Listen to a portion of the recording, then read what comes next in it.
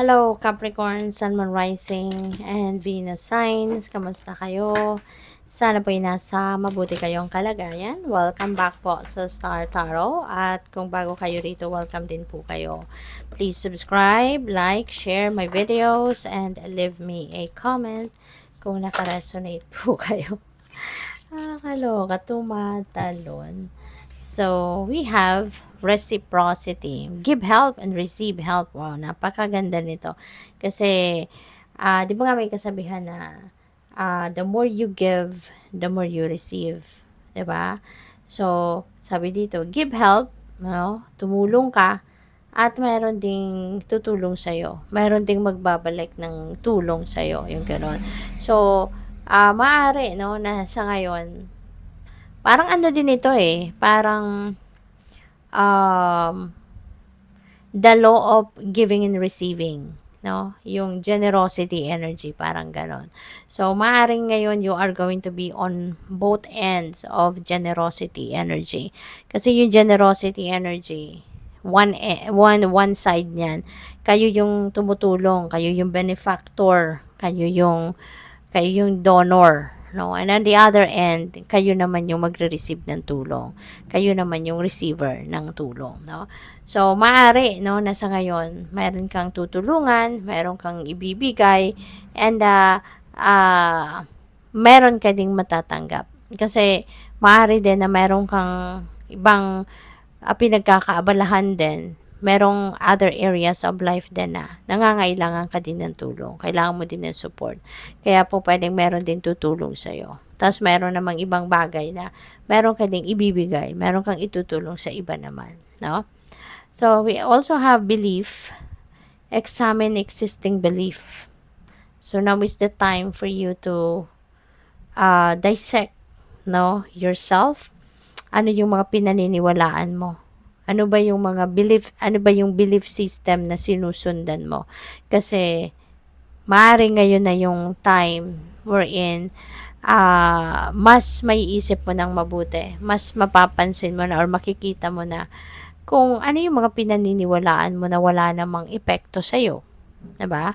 Maaari kasi na meron kayong mga pinaniniwalaan na nagiging sagabal na, no, sa iyong progress, sa iyong success, 'di ba? So maaring may ganong sitwasyon kaya naiisip ninyo sa kayo na teka lang muna, 'di ba? Kasi maaring maraming beses na 'tong nangyari, no, na dahil sa paniniwala kong ito, hindi ko nakukuha yung opportunity na ganito, 'di ba? Para umasenso ako, para maging successful ako. So, maybe something happened again, no, recently. Kaya kayo mapapag-isip na, teka, examining ko nga muna ang sarili ko. 'Di ba? So, pwedeng may ganun. No, marami ng oportunidad siguro ang dumaan sa buhay mo. Hindi mo kinukuha because of this belief.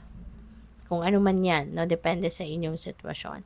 Kasi otherwise, 'di ba? Sana ang tagal mo na naging successful. 'Di ba? Sana ang yaman-yaman mo na, or sana ang saya-saya mo na sa ngayon, 'di ba? Happy ka na sa isang pamilya sana, yung mga ganun ba? So, maaari na now is the time na parang maiisip mo na, teka lang, it's about time na for me, 'di ba? To check in with myself. Tingnan ko kasi baka limiting belief na ang nangyayari. 'Di ba? Imbes na makatulong sa iyo, na maging masaya ka na sa buhay mo, maging asensado ka na, yung pinaniniwalaan mo baka yun ay excuse me po, baka yun ay yung ang nagho-hold back sa inyo, 'di ba? So, what else? We have protection. You are protected. Wow, this is really beautiful. Napakagandang promise ito sa inyo ng universe na you are protected. Kaya wala ka ding dapat na ikabahala, wala kang dapat na ipag-alala, huwag kang mag-worry because you are divinely protected. You know, the divine, your ancestors, your guardian angels, spirit guides mo. Maaring full force sila. 'Di ba? Nagtutulungan, maaring nagshi-shifting din sila para lagi kang may bantay, lagi kang may protection, laging merong magbabantay sa iyo para maging safe ka at all times. So what else? We have mindset. Find the different perspective. Yan. So, maaaring related yan dito sa belief system mo. Kailangan mo nang baguhin muna yung perspective mo para mas maging madali para sa'yo, no, ang pagdesisyon. If you're going to keep that belief or if you're going to remove that, no, out of your life.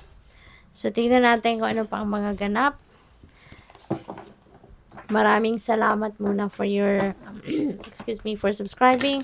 And if you haven't subscribed yet, subscribe na po kayo. And also, thank you very much then for those who have, to those who are not skipping the ads, maraming salamat po for your support. Malaking tulong yan sa akin.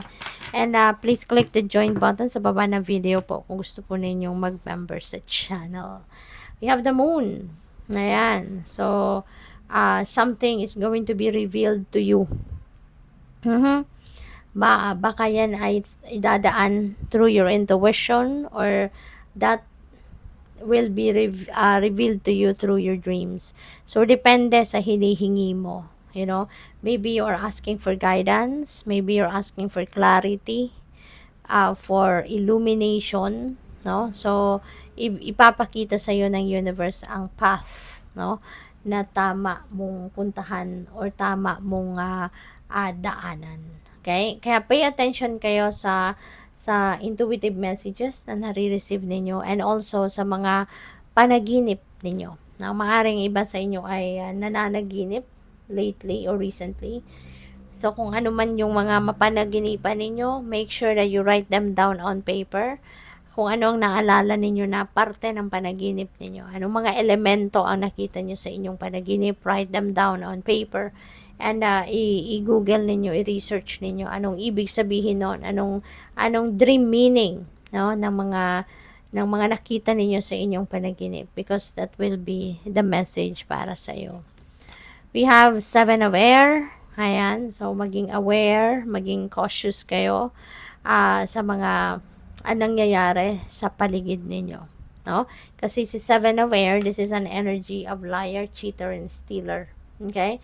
Kaya wag kayong basta-bastang magtitiwala sa mga tao sa paligid ninyo. Okay? Be cautious, be aware of the people, no, na nasa paligid ninyo. Be aware of what you say, what you share, what you do, kasi hindi mo alam kung sino dito ang mapagkakatiwalaan mo at hindi. Okay? And when you are also making decisions, make sure na wag kang magdedesisyon when you are mad, no, kung galit ka or visit ka, iwasan mo munang magdesisyon, no? And also make sure na kino-consider mo ang mga maaaring maging consequence ng mga kino-consider mong desisyon. Okay? Para hindi mo ito pagsisihan in the end. We have King of Earth. Wow, napakaganda naman ito, Capricorn. This is prosperity and abundance energy. And financially successful, no? Magiging financially successful kayo. Kung hindi pa kayo very successful sa buhay sa ngayon, lalo-lalo na sa inyong money, career, and finances, areas of life, no? Maaring papunta na kayo. You know, you are going to be eventually very successful, magiging yayamanin, pwedeng meron kayong mga ngayon, oportunidad, no, na siyang magdadala sa inyo ng kasaganaan, magdadala sa inyo ng bonggang kaperahan, stability, sa pera, security sa pera, yung ganon, no? Kaya, congrats sa inyo. At else, we have 8 of fire. Magta-travel kayo, Capricorn. You are going to travel very soon, no? Pwedeng international travel ito.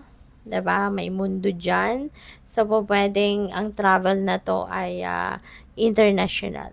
So, pwedeng mamamasyal kayo abroad, or baka kayo ay may travel na business trip, no? Pwedeng related ito sa inyong career, business, or related ito sa inyong trabaho. Pwede rin na mayroong mamamasyal. So, depende sa inyong sitwasyon, but definitely there is travel happening for some of you. Okay? And marami, no? As you prepare siguro sa pagta-travel, magmu-multitasking kayo ng bonggang-bongga. Marami kayong gagawin, maraming aasikasuhin, maraming ipiprepare siguro. And things are going to move so quickly, no? Around this time. Ang bilis, no? Ang bilis ng mga araw, ang bilis ng mga oras. At kaya dapat handa kayo, no? Dapat you are healthy, you are ready physically, mentally, emotionally. Dapat fit and ready kayo for anything kasi maaring mabisi na kayo from here on. Okay? Marami ding good news ang pwedeng dumating sa inyo rito. Maraming magagandang balita or magagandang opportunity ang dadating. Kaya nga dapat na handang-handa kayo for anything. Alright? So, good luck sa'yo. Thank you for watching. Love and light. Namaste.